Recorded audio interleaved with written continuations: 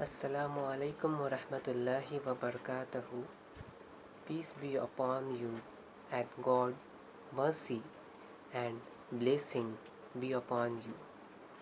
Wishing you a very happy and virtuous month of Ramzan.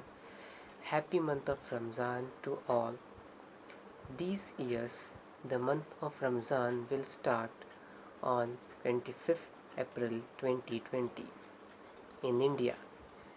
In this month of Ramadan, stay with your family and take advantage of it at home. Help those who are poor because of this pandemic. In this month of Ramadan, stay at home and pray and recite the Quran.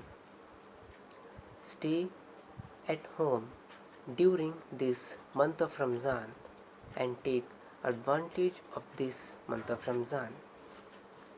Pray for this pandemic too, and may inshallah the readiness and as soon as possible, and may happiness return to life, and may our Indian economy and global economy be the best.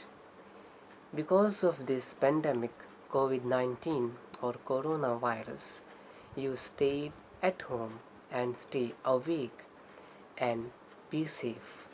Therefore, I conclude my this small video clip. Thank you, Jai Hind and Jazakallah.